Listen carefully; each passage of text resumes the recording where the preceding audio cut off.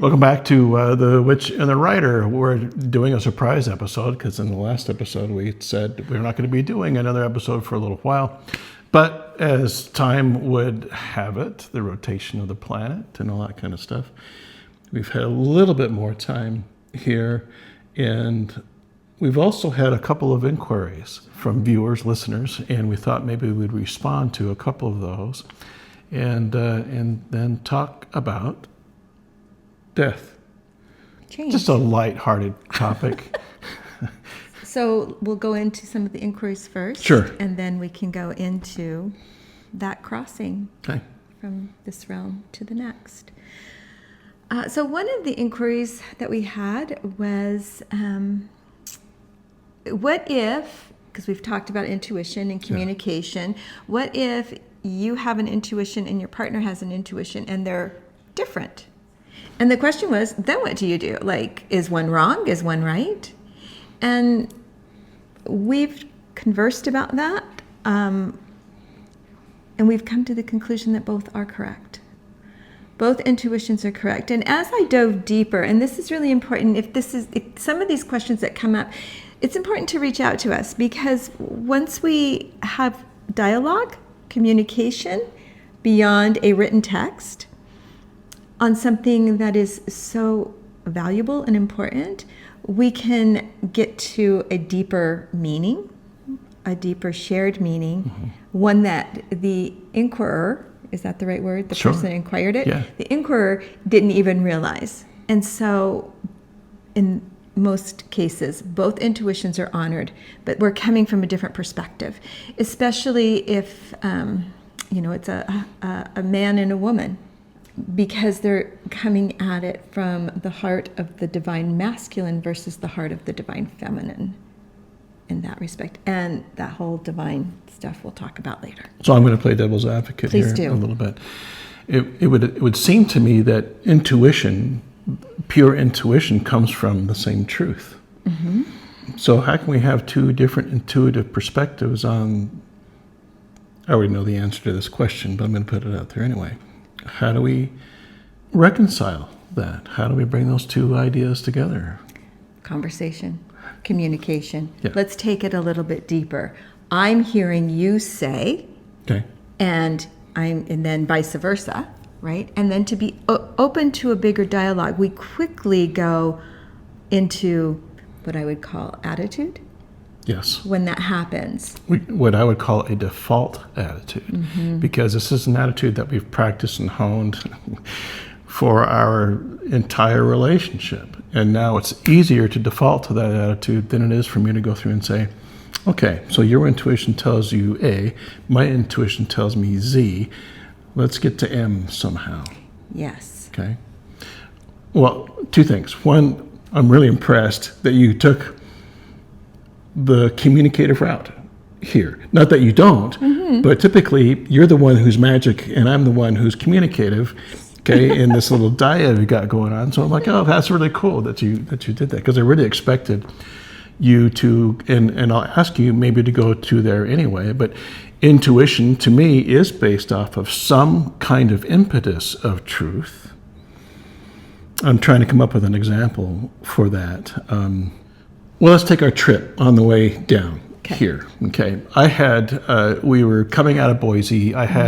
We got behind this truck that was hauling these very interesting, large air duct kinds of tin things. And they were kind of strapped onto this trailer willy-nilly. And I stopped. I pulled in because I knew there was a Starbucks near that exit. And so we went from behind the truck and we immediately got off.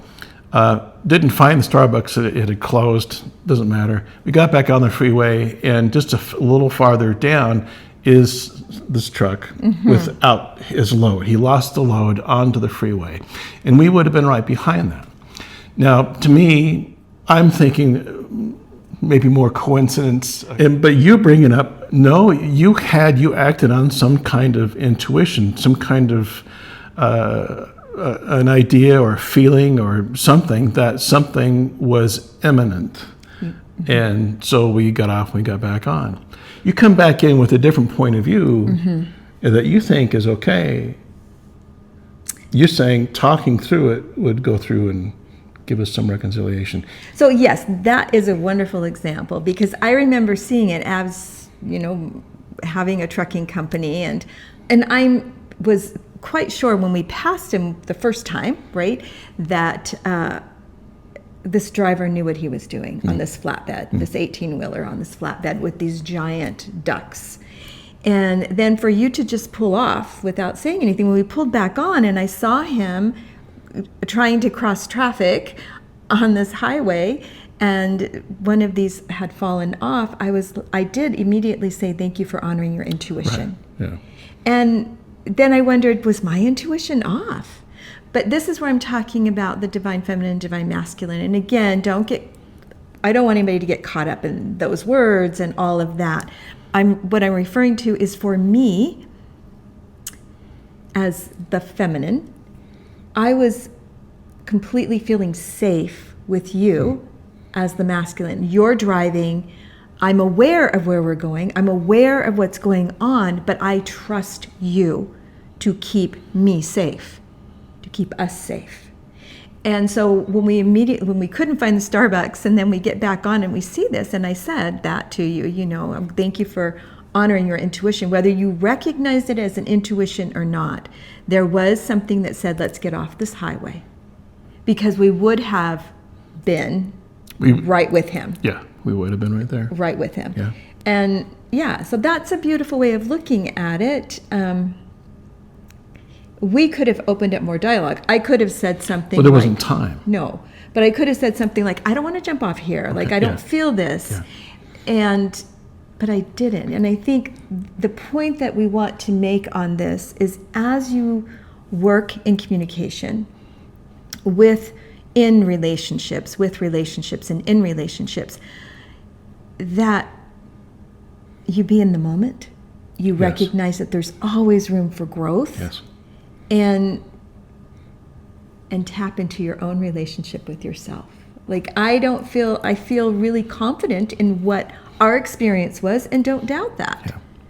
Yeah. And you never doubt my intuition, and I don't doubt your intuition. And as this one lovely follower said, what if they're separate? We don't default. And that's hard. We honor the separate. We take a look at the two perspectives. Where are you coming from? There's always more than. It's always deeper. We think is on the surface. So the second inquiry, this kind of dovetails into that, as far as you and what you do, and me and what I do. The question was, how do we honor each other's perspective? And I'm paraphrasing here. Does that come close to what she was asking? Yeah, that, and like, how do I honor your viewpoint and you honor my viewpoint when they're coming from different places, right? Right. Yeah. Especially your viewpoint as a witch. Mm-hmm. And you could probably say the same about my viewpoint as a writer there. But yours has undoubtedly a deeper, nefarious evaluation. Where you're coming from can be very easily dismissed. Yes. So what's the answer? First of all, I have to be secure in myself. I have to be secure in my vulnerability. I have to be secure in my not knowing, my continued expansion and growth, because then I can be secure here. Yeah. And when you have that security here, when I go out and receive, and we're talking my magic, but also in my chair, I get looks. There's a projection that's happening all the time. And to know that I have my children, my grandchildren, Eric, that has this little safety around me. And I don't know if safety is the right word, but I can be enveloped within the aura, my aura, to kind of let those darts fall off. But not everybody has that. And that's part of why it's important to have a good support system. And it's also important to recognize that we have to be in solid communication with ourselves, understand what it is, not while we can deflect the arrows, do not deflect the emotions, the feelings that come up. Yeah. I need to speak them, and we do this all the time. I just need to say this. I often say, I know it's not correct what I'm thinking or feeling right now. Like I'm being really hard on myself, or I'm seeing things skewed. But once we bring them out and they land in this safe place, they're seen, they're witnessed. Yeah. And then we have the perspective. And for you and I, we are able to, we just did it this morning. Oh, I have this word that I want to utilize. What are your thoughts when I bring it up? And I'm not dismissed by him. I'm not dismissed. And in that, I feel comfortable going into the magic, the woo-woo, and going in a little bit deeper. And then I think that, I don't know about you, but I get excited when the conversation builds into something else and you're open to hear where I'm coming from and how that reflects all that we're doing in this now. Everything weaves also. Well, I think that's the other part of this equation is you gotta wanna. And I want to know and understand you better. I ask you for definitions of things that you're talking about constantly because it's completely out of my frame of reference of what you're getting into. In doing so, though, you used two words together. You talked about fragility and strength. Yes, this morning. And I think that's what's required on both our parts here. And I said, well, you take fragility and strength, you put them together, and what do you have? You have vulnerability. So it's our willingness to be that vulnerable with each other. The last thing I think, not last as in just for the video here, is that there's an inherent respect here. The respect that I have for you. I see your libraries. I see your research. I witness your actual diving in deep. You go away for hours at a time, and you come back, and that's a practice. And I have the same, not the same, but I have a similar practice in diving deep and doing the research and going through. So I can see what it is that you're doing. You don't do this lightly by any stretch. You're not AI. You're not making it up on the fly. You happen to have a very natural ability to do this, to do what we're doing here, which is incredible there, and also lends itself to the power that you have. And I have to respect that. And I feel your respect for what I do too. And there is a safety in that. There is this.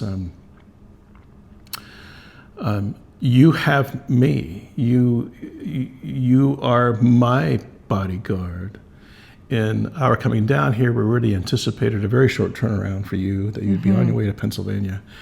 And then I would eventually be on my way back up to the Cascades to pursue a photography and film project that I wanted to do.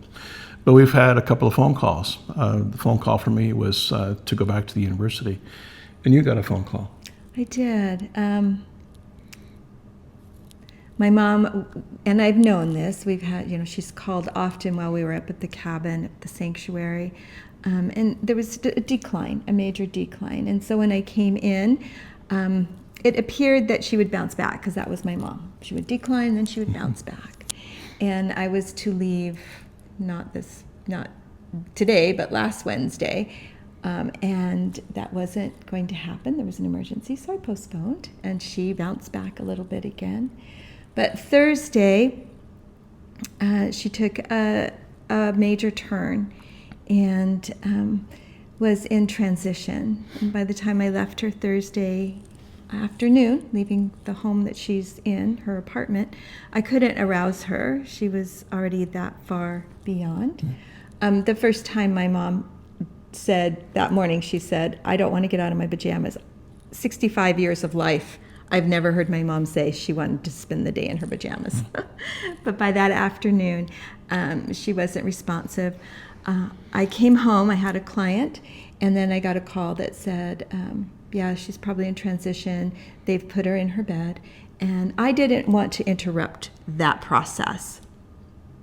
But the nurse encouraged me, nudged me, I guess. It was more of a nudge.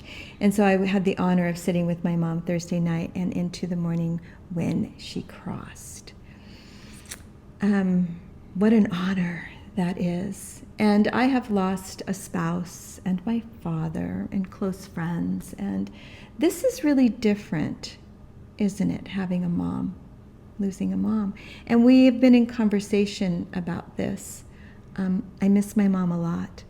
And I was curious and spent that time with this sense of change. My mom no longer in this realm. And she and I had some extensive conversations Monday, Tuesday, Wednesday morning about crossing over.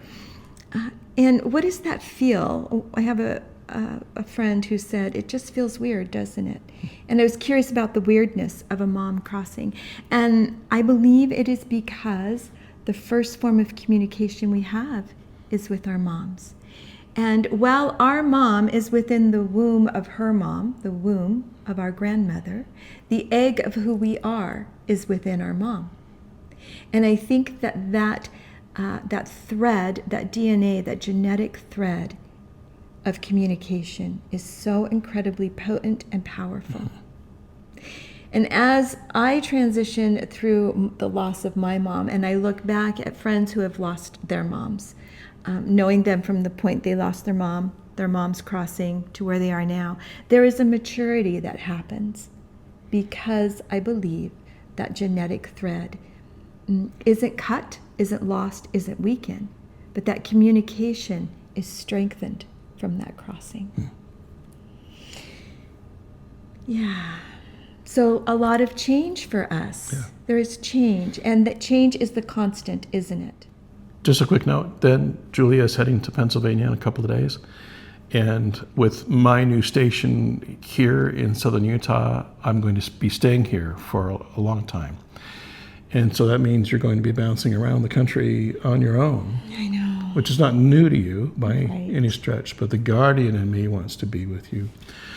So that being the case, we're going to engineer a new way, a different way for us to still be current, I think, with these episodes and get that out there. So be patient with us as I figure that out. We just want to make sure we don't leave you out there to include you in what's going on. There are ways to follow his writing, and you'll put those in the... Okay. Yeah, Yeah. because he's writing his photography, which is also a way of communication, right? It is, yeah. And then with me, Sunday the 2nd of August, I will be doing via Zoom the next Wheel of the Year portal painting. And I bring this up because you can follow us, but as a portal guardian, this is a huge portal opportunity for us. This crossing of my mom was a beautiful portal that I was able to be in and administer Reiki. You are in this beautiful portal, which the witch really supported this happening for you, of coming back into the classroom in a whole new way. Yeah. So, thank you. Thank you.